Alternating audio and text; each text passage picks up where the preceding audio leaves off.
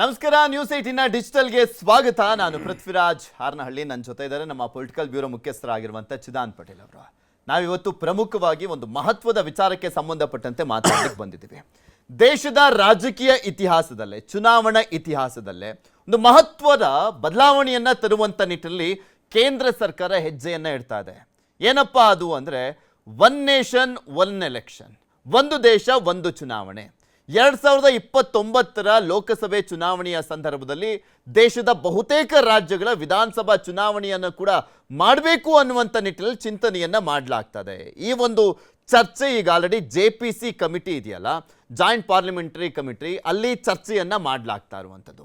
ಆದರೆ ಇದು ಯಾವ ರೀತಿಯಾಗಿ ಲಾಭ ಆಗುತ್ತೆ, ಏನು ನಷ್ಟ ಅಂದರೆ ಏನಾಗುತ್ತೆ, ಇದೆಲ್ಲದ್ರ ಬಗ್ಗೆನೂ ಕೂಡ ಚರ್ಚೆಯನ್ನ ಮಾಡ್ತಾ ಹೋಗೋಣ. ಸಾಧಕ ಬಾಧಕಗಳ ಬಗ್ಗೆ ಮಾತನಾಡ್ತಾ ಹೋಗೋಣ. ಪಟೇಲ್ರ, ಇಲ್ಲಿ ಪ್ರಮುಖವಾಗಿ ಇದು ಸಾಕಷ್ಟು ವರ್ಷಗಳಿಂದ ಚರ್ಚೆ ಆಗ್ತಾ ಇರುವಂಥದ್ದು, ಒಂದು ದೇಶ ಒಂದು ಚುನಾವಣೆ ಅನ್ನುವಂಥದ್ದು. ಅದಕ್ಕೆ ನಾನಾ ರೀತಿಯಾದಂಥ ಪ್ರಶ್ನೆಗಳಿದ್ದಾವೆ. ಪ್ರಜಾಪ್ರಭುತ್ವದ ಕಗ್ಗೋಲೆ ಆದಂತಾಗಲ್ವಾ ಅದು ಇದು ಅನ್ನುವಂಥ ಪ್ರಶ್ನೆಗಳಿದ್ದಾವೆ. ಇದನ್ನು ಹೇಗೆ ನೋಡ್ಬೋದು? ಈ ಒಂದು ಮಹತ್ವದ ಹೆಜ್ಜೆಯನ್ನು ಇಡಲಿಕ್ಕೆ, ಐತಿಹಾಸಿಕ ನಿರ್ಧಾರವನ್ನು ಮಾಡಲಿಕ್ಕೆ ಹೊರಟಿದೆಯಲ್ಲ ಪೃಥ್ವಿ. ದೇಶದಲ್ಲಿ ಅನೇಕ ಅಭಿವೃದ್ಧಿಗಳಿಗೆ ಹಿನ್ನಡೆ ಆಗ್ತಿರ್ತಕ್ಕಂಥದ್ದು ಚುನಾವಣೆಗಳು ಕಾರಣ ಆಗಿರ್ತಕ್ಕಂಥದ್ದು. ಆ ಚುನಾವಣಾ ನೀತಿ ಸಂಹಿತೆ ಅನ್ನೋದು ಯಾವ ಮಟ್ಟಕ್ಕೆ ಮಾಡುತ್ತೆ ಅಂತ ಹೇಳಿದ್ರೆ, ಇಡೀ ಒಂದು ರಾಜ್ಯದ ಆಡಳಿತ ಯಂತ್ರವನ್ನೇ, ಅಭಿವೃದ್ಧಿ ಯಂತ್ರವನ್ನೇ ಸ್ಥಗಿತಗೊಳಿಸ್ತಕ್ಕಂಥದ್ದು. ನೀತಿ ಸಂಹಿತೆ ಹೆಸರಿನಲ್ಲಿ ಯಾವ ಯೋಜನೆಗಳು ಕೂಡ ಕೆಲಸಗಳು ಆಗಲ್ಲ. ಇದರಿಂದ ಏನಾಗ್ತಿದೆ ಅಂತ ಹೇಳಿದ್ರೆ, ನಿಮಗೆ ಲಕ್ಷಾಂತರ ಕೋಟಿ, ಸಾವಿರಾರು ಕೋಟಿ ಹಣ ಇದೆಯಲ್ಲ, ಅದು ನೀರಿನ ಮೇಲೆ ಪೋಲು ಮಾಡೋದಂತಾಗ್ತಿದೆ. ನಿಮಗೆ ಒಂದು ಚುನಾವಣೆ ಘೋಷಣೆ ಆದಮೇಲೆ 45 ದಿನಗಳ ಕಾಲ ನೀತಿ ಸಂಹಿತೆ ಇದ್ದರೆ, 45 ದಿನಗಳ ಕಾಲ ಇಡೀ ಅಧಿಕಾರಿ ವರ್ಗ, ಶಿಕ್ಷಕ ವರ್ಗ ಎಲ್ಲರೂ ಕೂಡ ಚುನಾವಣೆಗೆ ಕೆಲಸವನ್ನು ಮಾಡಬೇಕು. ಆದರೆ ನಿಮಗೆ ಅಭಿವೃದ್ಧಿಗಳು ಎಲ್ಲವೂ ಕೂಡ ಸ್ಟಾಪ್ ಆಗ್ತವೆ. ಯಾವುದೇ ಹೊಸ ಯೋಜನೆಯನ್ನು ಘೋಷಣೆ ಮಾಡೋಂಗಿಲ್ಲ ಮತ್ತು ಅಭಿವೃದ್ಧಿ ಕಾರ್ಯಗಳಿಗೆ ಚಾಲನೆ ಕೊಡೋಂಗಿಲ್ಲ. ಅಭಿವೃದ್ಧಿ ಕಾರ್ಯಗಳು ಸಂಪೂರ್ಣವಾಗಿ ಸ್ಥಗಿತಗೊಳ್ಳುತ್ತೆ. ಇದರಿಂದ ನಿಮಗೆ ಒಂದು ಹಣ, ಸಮಯ ಎಲ್ಲವೂ ಕೂಡ ವ್ಯರ್ಥ ಆಗ್ತಕ್ಕಂಥದ್ದು. ನಿಮಗೆ ಗೊತ್ತಿರಲಿ, ಪ್ರತಿ ರಾಜ್ಯಗಳಲ್ಲಾಗ್ತಕ್ಕಂಥ ಚುನಾವಣೆಗಳಿಂದ ಪ್ರತಿ ರಾಜ್ಯಗಳು ಕೂಡ ಆರ್ಥಿಕವಾಗಿ ಅತಿ ದೊಡ್ಡ ಹೊಡೆತಗಳು ಬೀಳ್ತಿರ್ತಕ್ಕಂಥದ್ದು. ಈಗ ಒಂದು ಲೆಕ್ಕಾಚಾರದ ಪ್ರಕಾರ ಲೋಕಸಭೆ ಮತ್ತು ವಿಧಾನಸಭೆ ಚುನಾವಣೆ ಒಟ್ಟಾಗಿ ನಡೆದರೆ ಅಲ್ಲಿನ ಖರ್ಚು ವೆಚ್ಚವನ್ನು ನೋಡಿದರೆ ಸುಮಾರು 7 ಲಕ್ಷ ಕೋಟಿ ರೂಪಾಯಿಯಷ್ಟು ಉಳಿತಾಯ ಆಗುತ್ತೆ, ಅದು ಸೇವಿಂಗ್ಸ್ ಆಗುತ್ತೆ ಅನ್ನೋದು ಲೆಕ್ಕಾಚಾರ ಇರ್ತಕ್ಕಂಥದ್ದು. ಆದರೆ ನಿಮಗೆ ಇಡೀ ಆಡಳಿತ ಯಂತ್ರ ವ್ಯವಸ್ಥೆ ಕುಸ್ತು ಬೀಳುತ್ತಲ್ಲ, ನಿಮಗೆ ಚುನಾವಣೆ ಹೆಸರಿನಲ್ಲಿ 45 ದಿನಗಳ ಕಾಲ ಚುನಾವಣೆ ಇಡೀ ಆಡಳಿತ ವ್ಯವಸ್ಥೆ ಕುಸ್ತು ಬೀಳುತ್ತಲ್ಲ, ಎಲ್ಲರೂ ಎಂಗೇಜ್ ಆಗ್ತಾರೆ. ಜನ ಎಂಗೇಜ್ ಆಗ್ತಾರೆ, ಜನಪ್ರತಿನಿಧಿಗಳು ಆಗುವಂಥವ್ರು ಎಂಗೇಜ್ ಆಗ್ತಾರೆ, ಅಧಿಕಾರಿಗಳು ಎಂಗೇಜ್ ಆಗ್ತಾರೆ.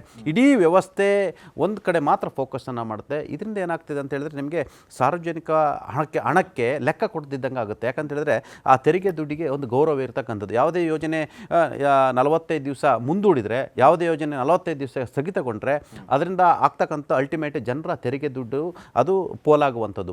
ಹಾಗಾಗಿ ಈಗ ಲೆಕ್ಕಾಚಾರ ಅಂತ ಹೇಳಿದ್ರೆ, ಪ್ರಧಾನಿ ನರೇಂದ್ರ ಮೋದಿಯವರು ಒಂದು ದೇಶ ಒಂದು ಚುನಾವಣೆ ಕಾನ್ಸೆಪ್ಟನ್ನು ತಂದಿರ್ತಕ್ಕಂಥದ್ದು. ಅದರಿಂದ ಹಲವಾರು ಲೆಕ್ಕಾಚಾರಗಳು ಇರ್ತಕ್ಕಂಥದ್ದು.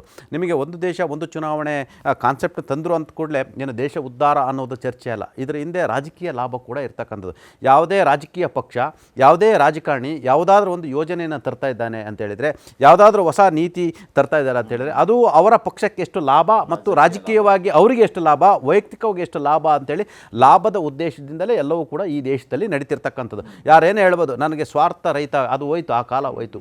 ಸ್ವಾರ್ಥ ರಹಿತವಾಗಿ ನಾನು ಈ ಯೋಜನೆಯನ್ನು ಜಾರಿ ತಂದೀನಿ ಅಂತ ಹೇಳಿದರೆ, ಆ ಯೋಜನೆಯಿಂದ ಹಲವಾರು ಲೆಕ್ಕಾಚಾರಗಳಿರುತ್ತೆ. ಯಾರಿಗೋ ಲಾಭ ಇರುತ್ತೆ, ಇನ್ಯಾರಿಗೋ ನಷ್ಟ ಇರುತ್ತೆ, ಇನ್ಯಾರಿಗೋ ಮೇಲ್ಗಡೆ ಹೋಗ್ಲಿಕ್ಕೆ ಅವಕಾಶ ಇರುತ್ತೆ, ಇನ್ಯಾರಿಗೋ ಕೆಳಗಡೆ ತುಳಿಲಿಕ್ಕೆ ಕೂಡ ಅವಕಾಶ ಇರ್ತಕ್ಕಂಥದ್ದು. ಬಹುಶಃ ಈ ಒಂದು ದೇಶ ಒಂದು ಚುನಾವಣೆ ಅನ್ನೋದಿದೆಯಲ್ಲ, ಬಹುತೇಕ ರಾಷ್ಟ್ರೀಯ ಪಕ್ಷಗಳು ಈ ಪ್ರಾದೇಶಿಕ ಪಕ್ಷಗಳ ಹಿಡಿತಗಳಿಂದ, ಆಯಾ ರಾಜ್ಯಗಳ ಹಿಡಿತದಿಂದ ಜರ್ಜತೆ ಆಗಿರ್ತಕ್ಕಂಥ, ನಿಮಗೆ ಪ್ರಾದೇಶಿಕ ಪಕ್ಷಗಳನ್ನ ಕಂಟ್ರೋಲ್ ಮಾಡೋಕ್ಕೆ ಆಗ್ತಿಲ್ಲ. ಎಕ್ಸಾಂಪಲ್, ಈಗ ನಿಮಗೆ ತಮಿಳುನಾಡಲ್ಲಿ ತೆಗೆದುಕೊಳ್ಳಿ, ಪಕ್ಕದ ಆಂಧ್ರದಲ್ಲಿ ತೆಗೆದುಕೊಳ್ಳಿ, ನಮ್ಮ ಕರ್ನಾಟಕದಲ್ಲಿ ತೆಗೆದುಕೊಳ್ಳಿ, ಕೇರಳದಲ್ಲಿ ತೆಗೆದುಕೊಳ್ಳಿ, ವೆಸ್ಟ್ ಬೆಂಗಾಲ್ ತೆಗೆದುಕೊಳ್ಳಿ, ಅಸ್ಸಾಂ, ಬಹುತೇಕ ದೇಶದ ಸುಮಾರು 15ಕ್ಕೂ ಹೆಚ್ಚು ರಾಜ್ಯಗಳಲ್ಲಿ ಪ್ರಾದೇಶಿಕ ಪಕ್ಷಗಳ ಹಿಡಿತ ದೊಡ್ಡ ಮಟ್ಟದಲ್ಲಿ ಇರ್ತಕ್ಕಂಥದ್ದು.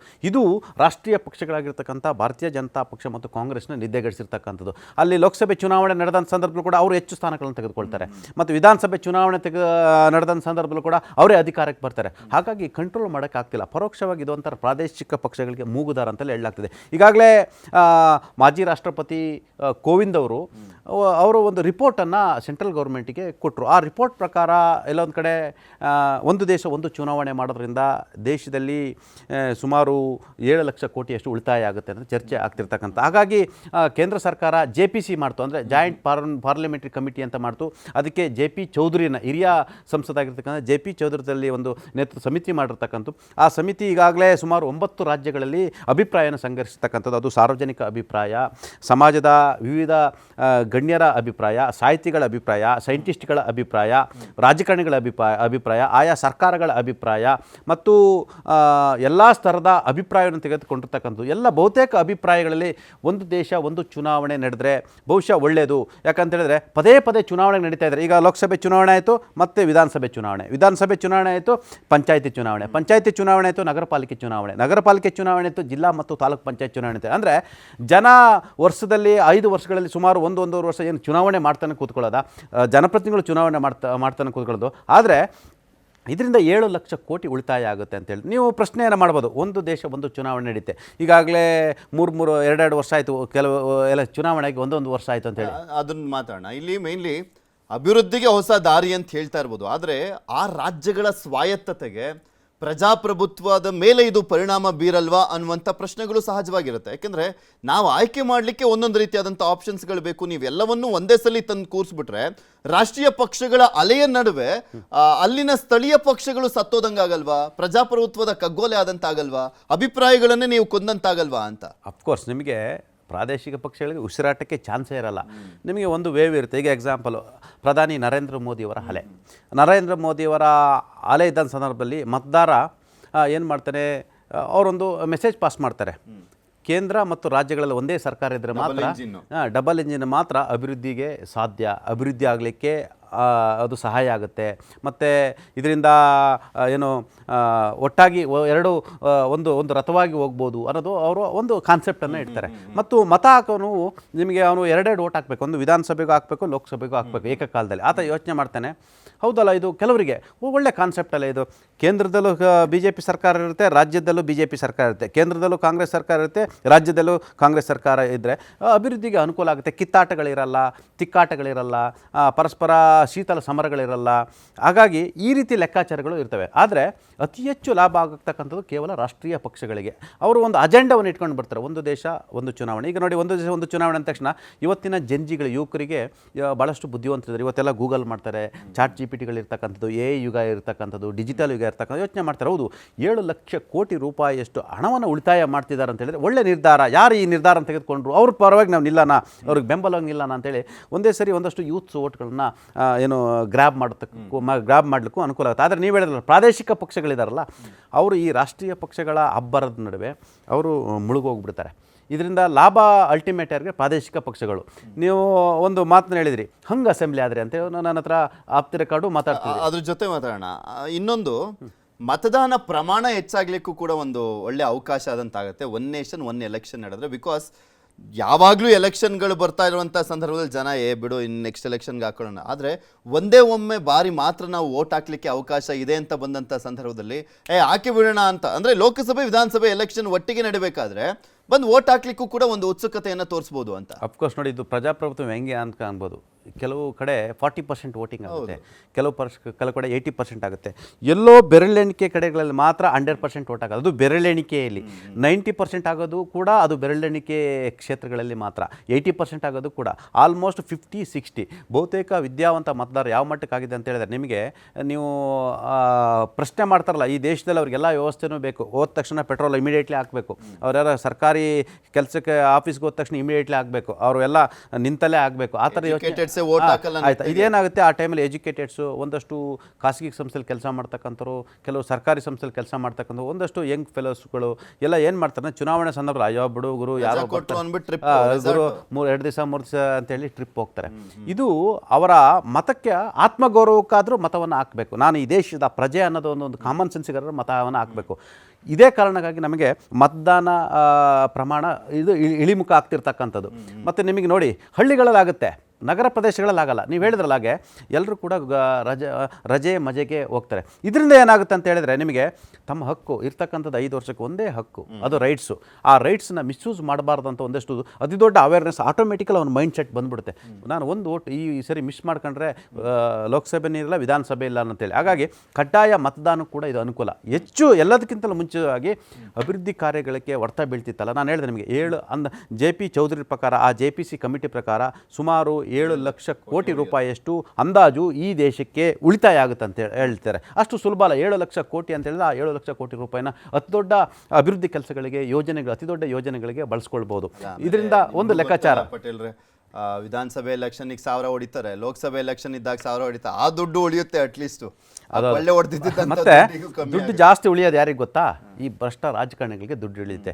ನೀವು ಯಾರನ್ನೇ ಹೇಳ್ಬೋದು, ಯಾರೋ 1000ಕ್ಕೆ ಒಬ್ಬ, ಲಕ್ಷಕ್ಕೆ ಒಂದು 100 ಜನ ಸಿಗ್ಬೋದು. ನಾವು ಪ್ರಾಮಾಣಿಕವಾಗಿ ಚುನಾವಣೆ ಮಾಡ್ತೀವಿ ಅಂತೇಳಿ ಎಲ್ಲರೂ ಕೂಡ ನಾವು ಪ್ರಾಮಾಣಿಕವಾಗಿ ನಮ್ಮ ಪಾರ್ಟಿ, ನಾನು ಪ್ರಾಮಾಣಿಕವಾಗಿ ಚುನಾವಣೆ ಮಾಡಿದೆ ಅಂತ ಅದು ಯಾರು ಹೇಳಿದ್ರೆ ಅದು ಭೂತದ ಬಾಯಿಯಲ್ಲಿ ಭಗವದ್ಗೀತೆ ಅಂತ ಹೇಳ್ಬೋದು. ಹಾಗಾಗಿ ಇದು ಒಂಥರ ಜನಪ್ರತಿನಿಧಿಗಳಿಗೂ ಅನುಕೂಲ ಆಗುತ್ತೆ. ನಿಮಗೆ ಲೋಕಸಭೆಗೂ ದುಡ್ಡು ಹೊಡಿಬೇಕು, ವಿಧಾನಸಭೆಗೂ ದುಡ್ಡು ಹೊಡಿಬೇಕು ಅಂತಿರುತ್ತೆ. ಒಂದಷ್ಟು ಕರಪ್ಷನ್ ಕಡಿಮೆ ಆಗುತ್ತೆ. ಕರಪ್ಷನ್ಸು ಇದರಿಂದ ಆಟೋಮೆಟಿಕಲಿ ಕಡಿಮೆ ಆಗುತ್ತೆ. ಜನಕ್ಕೂ ಅನಿಸುತ್ತೆ ನಮ್ಮ ಓಟಿಗೆ ಗೌರವ ಕೊಡಬೇಕು ಅಂತೇಳಿ. ಮತ್ತು ಜನಕ್ಕೆ ಅನಿಸುತ್ತೆ, ಈಗ ಅವನು ರಾಜ್ಯದಲ್ಲಿ ಈ ಸರ್ಕಾರ ಇದ್ದರೆ ಇದು ಒಳ್ಳೆಯದು, ಇಲ್ಲಿ ಪ್ರಾದೇಶಿಕ ಪಕ್ಷ ಇದ್ದರೆ, ಕೆಲವು ಕಡೆ ಪ್ರಾದೇಶಿಕ ಅಸ್ಮಿತೆ ಇರ್ತಕ್ಕಂಥ, ತಮಿಳುನಾಡಿನಲ್ಲಿ ಪ್ರಾದೇಶಿಕ ಅಸ್ಮಿತೆ ಇರುವಂಥದ್ದು, ಕೆಲವು ರಾಜ್ಯಗಳಲ್ಲಿ ಪ್ರಾದೇಶಿಕ ಅಸ್ಮಿತೆ ಇರ್ತಕ್ಕಂಥದ್ದು. ಹಾಗಾಗಿ ಪ್ರಾದೇಶಿಕ ಅಸ್ಮಿತೆ ಇದ್ದಂಥಲ್ಲಿ ಏನು ಮಾಡಲಿಕ್ಕಾಗಲ್ಲ, ರಾಷ್ಟ್ರೀಯ ಪಕ್ಷಗಳು ಏನು ಮಾಡೋಕ್ಕಲ್ಲ. ಆದರೆ ಹೆಚ್ಚು ಲಾಭ ರಾಷ್ಟ್ರೀಯ ಪಕ್ಷಗಳಿಗೆ ಇರ್ತಕ್ಕಂಥದ್ದು. ಎಲ್ಲ ಪಕ್ಷಗಳು ತುಂಬಾ ಅಲರ್ಟ್ ಆಗಿರ್ಬೇಕಾಗುತ್ತೆ ಅಂತ ಕಾಣಿಸುತ್ತೆ. ಪ್ರತಿಯೊಬ್ಬ ಮತದಾರನ ತಲುಪಲಿಕ್ಕೆ ಆ ಟೈಮ್ ವರ್ಕೌಟ್ ಮಾಡ್ಬೇಕಾದ್ರೆ ನಮ್ಮ ರಾಜ್ಯದ ಒಂದು ಎಕ್ಸಾಂಪಲ್ ಇದೆ. ಈಗ 2023ರಲ್ಲಿ 135 ಸೀಟು ಕಾಂಗ್ರೆಸ್ ಬಂದಿತ್ತು. ಜಸ್ಟ್ 7-8 ತಿಂಗಳಾದ ಬಳಿಕ ಲೋಕಸಭೆ ಎಲೆಕ್ಷನ್ ಬಂತು. ಇಲ್ಲಿ 19 ಸೀಟು ಹತ್ತತ್ರ ಬಿಜೆಪಿ ಗೆಲ್ಲುತ್ತೆ, 9 ಸೀಟು ಕಾಂಗ್ರೆಸ್ ಅನ್ನ ಗೆಲ್ಲುವುದು. ಅದರಲ್ಲಿ ಕಳೆದ ಬಾರಿ ವಿಧಾನಸಭಾ ಚುನಾವಣೆಯಲ್ಲಿ ಯಾರು ಲೀಡ್ ಅನ್ನ ತಗೊಂಡಿದ್ರು ಅದು ಉಲ್ಟಾ ಆಯ್ತು. ಕಾಂಗ್ರೆಸ್ ಗೆದ್ದಂತ ಶಾಸಕರ ಕ್ಷೇತ್ರಗಳಲ್ಲೂ ಕೂಡ ಬಿಜೆಪಿ ಲೀಡ್ ಬಂದು ಗೆಲ್ಲುವಂತಾಯ್ತು. ಸೊ ಅದು ಎಲ್ಲೋ ಒಂದ್ ಕಡೆ ಈಗ ತಪ್ಪಾಗುತ್ತೆ. ಎಲ್ಲ ರಾಜಕೀಯ ಪಕ್ಷಗಳಿಗೂ ಚಾಲೆಂಜ್ ಇದು, ರಾಷ್ಟ್ರೀಯ ಪಕ್ಷಗಳಿಗೆ ಈಸಿ ಆಗುತ್ತೆ ಅಂತ. ಹೌದೌದು. ಯಾಕಂದ್ರೆ ಚಾಲೆಂಜ್ ಅಂತ ಹೇಳಿದ್ರೆ ಅವರಿಗೆ ರಾಜ್ಯನೂ ಗೆಲ್ಲಬೇಕು, ದೇಶನೂ ಗೆಲ್ಲಬೇಕು. ಹಾಗಾಗಿ ರಾಜಕಾರಣಿಗಳಾಗ ಇದರಿಂದ ಏನು ಅನುಕೂಲ ಅಂತೇಳಿ ಒಂದಷ್ಟು ಅಭಿವೃದ್ಧಿ ಕಾರ್ಯಗಳಿಗೆ ಸ್ವಲ್ಪ ಒತ್ತು ಕೊಡಲಿಕ್ಕೆ ಇದು ಮಾಡ್ತಾರೆ. ಇಲ್ಲ ಆಮೇಲೆ ನಿಮಗೆ ಸಂಪತ್ತು ಇದೆಯಲ್ಲ, ಸಂಪತ್ತು ಎಲ್ಲ ಕಡೆ ಸಮಾನ ಹಂಚಿಕೆ ಆಗಲಿಕ್ಕೆ ಶುರು ಆಗುತ್ತೆ. ಈಗ ಕರ್ನಾಟಕದ ಅತಿ ಹೆಚ್ಚು ನಾವು ಟ್ಯಾಕ್ಸನ್ನು ಕಟ್ತೀವಿ. ನಮಗೆ ಬರ್ತಿರ್ತಕ್ಕಂಥದ್ದು ಎಷ್ಟದು ಭಾಳಷ್ಟು ಅತಿ ಕಡಿಮೆ ಆಗಿರ್ತಕ್ಕಂಥದ್ದು. ನಿಮ್ಗೆ ಎಲ್ಲಿ ಜನಸಂಖ್ಯೆ ಇರ್ತಕ್ಕಂಥ UP, ಮಧ್ಯಪ್ರದೇಶ, ರಾಜಸ್ಥಾನ್, ಬಿಹಾರ್ ಅಂತ ರಾಜ್ಯಗಳಲ್ಲಿ ನಮ್ಮ ಟ್ಯಾಕ್ಸ್ ದುಡ್ಡು ಹೋಗುತ್ತೆ. ಹೌದು, ಇದು ಪ್ರಜಾಪ್ರಭುತ್ವ ವ್ಯವಸ್ಥೆ ಅಂತ ಹೇಳಿದ್ರೆ ಒಂದು ಮನೇಲಿ 5 ಜನ ಮಕ್ಕಳಿರ್ತವೆ, 5 ಜನ ಮಕ್ಕಳು 2 ಜನ ಅಂಗವಿಕಲರು ಇರ್ತಾರೆ. ಅಂಥ ಸಂದರ್ಭ ನಾವು ಅಂಗವಿಕಲರನ್ನು ಜಾಸ್ತಿ ಹೆಚ್ಚು ಒತ್ತು ಕೊಡಬೇಕಾಗಿರ್ತಕ್ಕಂಥ. ಹಾಗಂತ ನಿಮಗೆ ಆದಾಯ ಬರ್ತಕ್ಕಂಥ ರಾಜ್ಯಗಳನ್ನ ಕಡೆಗಣಿಸಬಾರ್ದಲ್ಲ, ಇವ್ರಿಗೂ ಸಮಪಾಲು ಕೊಡಬೇಕಲ್ವಾ. ಹಾಗಾಗಿ ತೆರಿಗೆ ಸಮಪಾಲನ ವಿಚಾರದಲ್ಲೂ ಕೂಡ ಇದು ಏನು ಮಾಡ್ತಾರೆ, ಕೇಂದ್ರ ಸರ್ಕಾರಗಳು ಯಾರು ಇರ್ತಾರೆ, ಇಲ್ಲ ನೆಕ್ಸ್ಟ್ ಚುನಾವಣೆ ಇರುತ್ತೆ, ನಾವು ತಾರತಮ್ಯ ಮಾಡಬಾರ್ದು ಅಂತೇಳಿ ತೆರಿಗೆನೂ ಸಮಪಾಲು, ಅಭಿವೃದ್ಧಿ ಯೋಜನೆಗಳಲ್ಲೂ ಕೂಡ ಎಲ್ಲ ಒಂದು ಕಡೆ ನಾವು ಹಂಚಿಕೆ ಕೂಡ ಸಮಾನ ಆಗುತ್ತೆ ಅಂತ ಲೆಕ್ಕಾಚಾರ. ಕೆಲವರು ಹೇಳ್ತಾರೆ ನಾವು UP ಮಾಡೆಲ್ ಅಂತ. ಯಾವ ಮಾಡೆಲ್ಲ, ಈ ದೇಶಕ್ಕೆ ನಿಜವಾದ ಮಾಡೆಲ್ಲು ಕರ್ನಾಟಕ ಮಾಡೆಲ್ಲ. ತಲಾದಾಯ ಕೂಡ ನಮ್ಮಲ್ಲಿ ಜಾಸ್ತಿ ಇದೆ. ನಮ್ಮಲ್ಲಿ ಇಡೀ ಜಗತ್ತಿನ ಎಲ್ಲ ದೇಶದ ಬಹುತೇಕ ರಾಷ್ಟ್ರಗಳ ಜನರು ಇಲ್ಲಿ ಬಂದು ವಾಸ ಮಾಡ್ತಿದ್ದಾರೆ, ಕೆಲಸವನ್ನು ಮಾಡ್ತಿದ್ದಾರೆ.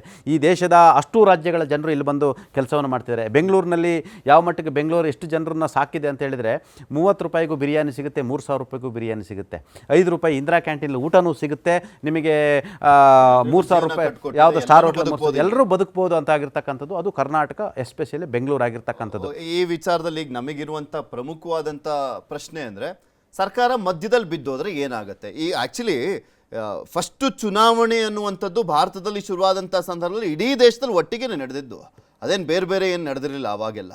ಆದರೆ ಅದಾದಮೇಲೆ ಸರ್ಕಾರಗಳು ಬಿದ್ದು ಇವಾಗ ಯಾವ್ಯಾವಾಗ ಎಲ್ಲೆಲ್ಲಿ ಚುನಾವಣೆ ನಡೀತಾ ಇದೆ ಅಂತ ಗೆಸ್ ಮಾಡ್ಲಿಕ್ಕಾಗಲ್ಲ ಅಂತ ಪರಿಸ್ಥಿತಿ ಇದೆ. ಈಗ ಸರ್ಕಾರ ಮಧ್ಯದಲ್ಲಿ ಬಿದ್ದರೆ ಏನು ಅನ್ನುವಂಥ ಗುಡ್ ಕ್ವಶನು. ನೋಡಿ, ಅವರಿಗೆ ಹರ್ಡಲ್ಸ್ ಆಗಿರೋದೆ ಇದೇ, ಅಂಗ ಅಸೆಂಬ್ಲಿ ಆಗ್ಬಿಡ್ತು, ಆಯಿತಾ. ಲೋಕಸಭೆಯೂ ಕೂಡ ಅಂಗ ಲೋಕಸಭೆ ಆಯಿತು, ಅತಂತ್ರ ಲೋಕಸಭೆ ಆಯಿತು, ಅತಂತ್ರ ಆಗ ಏನು ಮಾಡೋದು ಅನ್ನೋ ಚರ್ಚೆ ಆಗ್ತಿರ್ತಕ್ಕಂಥ. ಅದಕ್ಕೆ ಈಗ ಅವರು ಒಂದಷ್ಟು ಸ್ಟ್ರಾಟಜಿನ ಹುಡುಕ್ತಾ ಇದ್ದಾರೆ. ಒಂದು ವೇಳೆ ಅತಂತ್ರ ಲೋಕಸಭೆ ಆಯಿತು ಅಂದರೆ ಏನು ಮಾಡೋದು, ಅತಂತ್ರ ವಿಧಾನಸಭೆ ಆದರೆ ಏನು ಮಾಡೋದು ಅಂತ ಹೇಳಿದೆ. ನಿಮಗೆ ಅತಂತ್ರ ಲೋಕಸಭೆ ಆಯಿತು ಅಂತ ಇಟ್ಕೊಳ್ಳಿ, ಸರ್ಕಾರ ರಚನೆಯಾಗೆ ಸಂಪೂರ್ಣ ಬಹುಮತ ಸಿಗದಲೇ ಸರ್ಕಾರ ಪತನ ಆಯಿತು ಅಂತ ಇಟ್ಕೊಳ್ಳಿ. ಆಗ ಮತ್ತೆ ಇಡೀ ದೇಶದಿಂದ ಒಟ್ಟಾಗಿ ಚುನಾವಣೆ ಮಾಡೋಕ್ಕೆ ಸಾಧ್ಯನಾ? ಇದು ಚರ್ಚೆ ಇರ್ತಕ್ಕಂಥದ್ದು. ಈಗ ಯಾವುದೋ ಪ್ರಾದೇಶಿಕ ಪಕ್ಷಗಳು ಪ್ರಾಬಲ್ಯ ಇರ್ತಕ್ಕಂಥ ರಾಜ್ಯಗಳಲ್ಲಿ ಅತಂತ್ರ ಆಯಿತು, ಅಲ್ಲೇನಾಗುತ್ತೆ, ಸರ್ಕಾರ ರಚನೆ ಮಾಡೋಕ್ಕಾಗಲ್ಲ. ಆಗ ರಾಷ್ಟ್ರಪತಿ ಆಳ್ವಿಕೆ ಮಾಡ್ತಾರೆ, ಮತ್ತೆ ರಾಷ್ಟ್ರಪತಿ ಆಳ್ವಿಕೆ 6 ತಿಂಗಳು ರಾಷ್ಟ್ರಪತಿ ಆಳ್ವಿಕೆ, ಮತ್ತೆ ಚುನಾವಣೆ ಮಾಡೋಕ್ಕೆ ಸಾಧ್ಯ. ಈ ಥರ ಒಂದಷ್ಟು ಹರ್ಡಲ್ಸ್ಗಳು ಇರ್ತಕ್ಕಂಥದ್ದು. ಇದಕ್ಕೆ ಇವತ್ತವರೆಗೂ ಕೂಡ ತಾರ್ಕಿಕ ಅಂತ್ಯಕ್ಕೆ ಅವರು ಬಂದಿಲ್ಲ. JPC ಇದೆಯಲ್ಲ, ಏನು ಮಾಡ್ಬೋದು ಮುಂದೆ ಅಂತೇಳಿ ಅದಕ್ಕೆ ತಜ್ಞರ ಅಭಿಪ್ರಾಯವನ್ನು ಪಡೆದುಕೊಳ್ತಿದ್ದಾರೆ. ಆದರೆ ಸದ್ಯದ ಲೆಕ್ಕಾಚಾರ ಪ್ರಕಾರ ಅದಕ್ಕೆ ಯಾವುದಕ್ಕಾದ್ರೂ ಒಂದು ಪರಿಹಾರ ಇದ್ದೇ ಇದೆ, ಎಲ್ಲದಕ್ಕೂ ಕೂಡ ಒಂದು ಪರಿಹಾರ ಇರ್ತಕ್ಕಂಥ. ಆದರೆ ಅತಂತ್ರ ವಿಧಾನಸಭೆ, ಅತಂತ್ರ ಲೋಕಸಭೆ ಆ ಸಂದರ್ಭದಲ್ಲಿ ಏನು ಅನ್ನೋದು ಕೂಡ ಇನ್ನೂ ಕೂಡ ಕ್ಲಾರಿಟಿ ಬಂದಿಲ್ಲ ಅವರು. ಈಗ ಒಂದು ಯಾವುದಾದ್ರು ಈಗ ಬೈ ಎಲೆಕ್ಷನ್ನೇ ಎಕ್ಸಾಂಪಲ್ ಕೊಡೋಣ. ಈ ಶಾಮನೂರು ಶಿವಶಂಕರಪ್ಪನವರು ಇಲ್ಲ ಅವ್ರು ಸತ್ತೋದ್ರು, ನಿಧನರಾದಂಥ ಹಿನ್ನೆಲೆಯಲ್ಲಿ ಆ ಒಂದು ಕ್ಷೇತ್ರಕ್ಕೆ ಚುನಾವಣೆ ನಡೀತು. ಈಗ ಅಲ್ಲಿ ಆಯ್ಕೆ ಆಗುವಂಥ ಶಾಸಕ ಸಮರ್ ಶಾಮನೂರು ಇನ್ನು 2.5 ವರ್ಷಕ್ಕೋಸ್ಕರ ಶಾಸಕ ಅಂತ. ಅದಾದಮೇಲೆ ಸಾರ್ವತ್ರಿಕವಾಗಿ ಚುನಾವಣೆ ನಡೆಯುವಂಥ ಸಂದರ್ಭ ಅವ್ನು ಮುಗ್ದೋತು. ಅವರೇನು ಒಂದ್ಸಲ ಈಗ ಉಪಚುನಾವಣೆ ನಡೆದಾಗ 5 ವರ್ಷ ಏನಿರಲ್ಲ, ಹಂಗೆ ಆ ರಾಜ್ಯಗಳಲ್ಲೂ ಚುನಾವಣೆ ಆಗುತ್ತಾ ಅನ್ನುವಂಥದ್ದು ಒಂದು ಪ್ರಶ್ನೆ ಇದೆ. ಈಗ ಒಂದು 2 ವರ್ಷಕ್ಕೆ ಸರ್ಕಾರ ಬಂದಿತ್ತು, ಮೈತ್ರಿ ಸರ್ಕಾರ ಆಯಿತು, ಅದಾದಮೇಲೆ ಯಾರ ಜೊತೆನೂ ಹೋಗಲಿಲ್ಲ ಅವರು. ರಾಷ್ಟ್ರಪತಿ ಆಳ್ವಿಕೆ ಅನ್ನುವಂಥದ್ದು 6 ತಿಂಗಳು, ಇನ್ನೂ 2.5 ವರ್ಷ ಉಳಿದಿರುತ್ತೆ. ಆ 2.5 ವರ್ಷಕ್ಕೋಸ್ಕರ ಒಂದು ಎಲೆಕ್ಷನ್ ಆಗಿ ಅದಾದಮೇಲೆ ಒಟ್ಟಿಗೆ ಇಡೀ ದೇಶದಾದ್ಯಂತ ಚುನಾವಣೆ ನಡಿಬೇಕಾದ್ರೆ ಆಗುತ್ತಾ ಅನ್ನುವಂಥದ್ದು ಕೂಡ ಇದೆ ಪ್ರಶ್ನೆ. ಹೌದೌದು. ಆಗ ನಿಮಗೆ ಮತ್ತೆ ಒಂದು ಸೆಕೆಂಡ್ ಮತ್ತೆ ಅದೇ ಹಣ ವೇಸ್ಟ್ ಆಗುವಂಥದ್ದು, ಮತ್ತೆ ನೀತಿ ಸಂಹಿತೆ, ಮತ್ತೆ ಅಭಿವೃದ್ಧಿ ಕೆಲಸಗಳಿಗೆ ಹಿನ್ನಡೆ ಆಗ್ತಕ್ಕಂಥದ್ದು, ಕುಂಠಿತ ಆಗೋದು, ಸ್ಟಾಪ್ ಆಗ್ತಕ್ಕಂಥದ್ದು.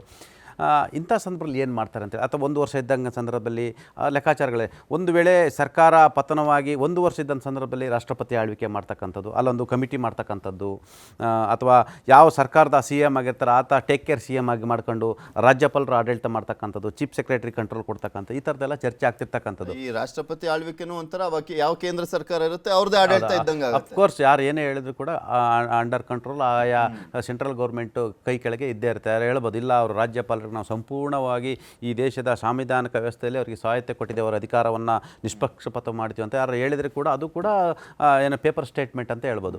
ಸದ್ಯ ಈಗ ಒಂದು ದೇಶ ಒಂದು ಚುನಾವಣೆ ಚರ್ಚೆ ಆಗ್ತಿರ್ತಕ್ಕಂಥದ್ದು. ನಾವು ಇವತ್ತು ಯುವಕರಾಗಿ ಯೋಚನೆ ಮಾಡಬೇಕಾಗಿರ್ತಕ್ಕಂಥದ್ದು, ಈ ದೇಶದಲ್ಲಿ ಅಭಿವೃದ್ಧಿ ಕೆಲಸಗಳು ಕುಂಠಿತ ಆಗ್ತಿದೆ, ಚುನಾವಣೆಗಳನ್ನೇ ಮಾಡ್ಕೊಳ್ತಾ ಹೋದರೆ ಈ ದೇಶದ ಅಭಿವೃದ್ಧಿ ಎಲ್ಲಿಗೆ ಹೋಗ್ತಕ್ಕಂಥದ್ದು. ಈಗ ಒಂದು ಲೆಕ್ಕಾಚಾರದ ಪ್ರಕಾರ 7 ಲಕ್ಷ ಕೋಟಿ ರೂಪಾಯಿ ಅಷ್ಟು ಉಳಿತಾಯ ಆಗುತ್ತೆ ಅಂತ ಹೇಳಿದ್ರೆ ಅದು ಸುಮ್ಮನೆ ಮಾತಲ್ಲ. ಮತ್ತು ಟೈಮ್ ಇಳಿಯುತ್ತೆ, ಹಣ ಉಳಿಯುತ್ತೆ, ಭ್ರಷ್ಟಾಚಾರ ಕಡಿಮೆ ಆಗುತ್ತೆ, ಸಿಬ್ಬಂದಿಗಳಂತ ನೀವು ಹೇಳಿದ್ರೆ ಸಿಬ್ಬಂದಿಗಳು ಅಂದರೆ ಒಂದೇ ಹಂತದಲ್ಲಿ ಚುನಾವಣೆ ಆಗಲಿ, ಇಡೀ ದೇಶದಲ್ಲಿ ಒಂದೇ ಹಂತ ಚುನಾವಣೆ ಆಗಲ್ಲ, 5 ಅಥವಾ 6 ಹಂತದಲ್ಲಿ ಚುನಾವಣೆ ಆಗುತ್ತೆ. ಈಗ ತಮಿಳುನಾಡಲ್ಲಿ ಚುನಾವಣೆ ಆಗ್ತಿದ್ರೆ ಕರ್ನಾಟಕದಲ್ಲಿ ಆಗಲ್ಲ. ಆಗ ತಮಿಳುನಾಡು ಚುನಾವಣೆ ಮುಗಿದ ತಕ್ಷಣ ಕರ್ನಾಟಕದಲ್ಲಿ ಬಂದು ಸೆಕ್ರೆಟರಿಯನ್ನು ಕೊಡ್ಬೋದು, ಅದು ಕಷ್ಟ ಏನಲ್ಲ. ಆದರೆ ಈ ಅತಂತ್ರ ವಿಧಾನಸಭೆ ಆದಂಥ ಸಂದರ್ಭದಲ್ಲಿ, ಅತಂತ್ರ ಲೋಕಸಭೆಯೇ ಆದಂಥ ಸಂದರ್ಭದಲ್ಲಿ ಪ್ರಶ್ನೆ ಇತ್ತು. ಈಗ ವಿಧಾನಸಭೆ ಏನಾದರೂ ಅತಂತ್ರ ಆಗಿ ಅದಕ್ಕೊಂದು ಯಾವುದೋ ಬಿದ್ದೋಯ್ತಪ್ಪ, ಇನ್ಯಾರೋ ಇನ್ನೊಂದು 2 ವರ್ಷಕ್ಕೆ ಈ ಲೋಕಸಭೆಯಲ್ಲೇ ಹಂಗ ಅತಂತ್ರ ಆಗಿ ಅಲ್ಲಿ ಸರ್ಕಾರನೇ ಬಿದ್ದು ಅಟಲ್ ಬಿಹಾರಿ ವಾಜಪೇಯಿ ಅವರು ಇದ್ದಂತ ಸಂದರ್ಭ ಎಷ್ಟೆಲ್ಲ ಆಗೋಯ್ತು. 13 ದಿನ ಅವಾಗೇನು ಇಡೀ ದೇಶದಾದ್ಯಂತ ಮತ್ತೊಮ್ಮೆ ಚುನಾವಣೆನಾ ಅಂತ ಪ್ರಶ್ನೆ ಬರುತ್ತೆ. Yes of course. ಆಗ ಆ ಸಂದರ್ಭದಲ್ಲಿ ಏನು ಮಾಡ್ತಾರೆ ಅನ್ನೋದಕ್ಕೆ ಪ್ರಶ್ನೆ ಆಗ್ತಿರ್ತಕ್ಕಂಥ ಇದೇ ಮೂಲಭೂತವಾದ ಹರ್ಡಲ್ಸ್ ಆಗಿರ್ತಕ್ಕಂಥದ್ದು.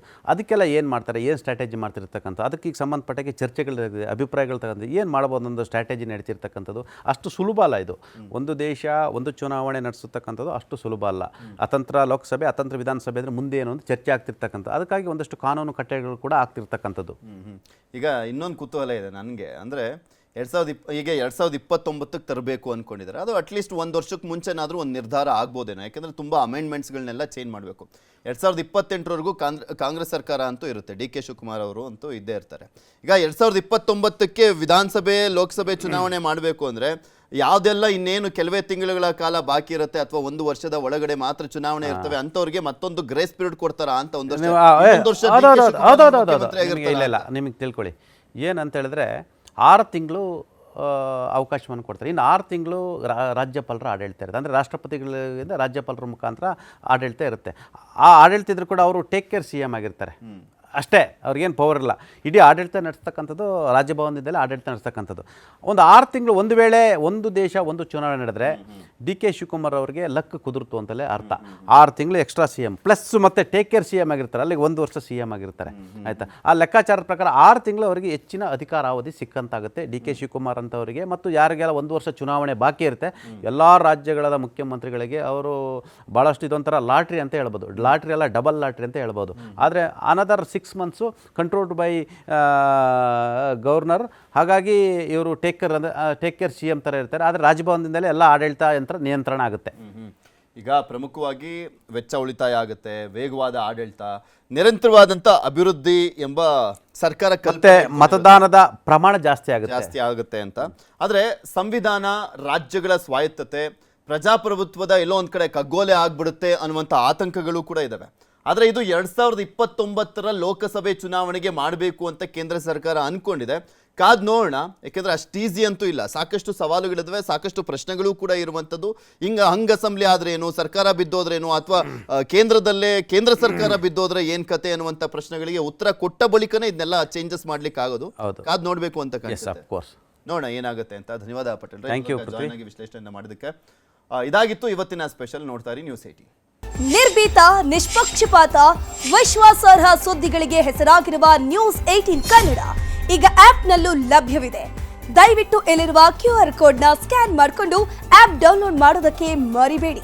ನಿಮ್ಮ ಬೆಂಬಲ ಹೀಗೆ ಸದಾ ನಮ್ಮೊಂದಿಗಿರಲಿ. ಧನ್ಯವಾದ.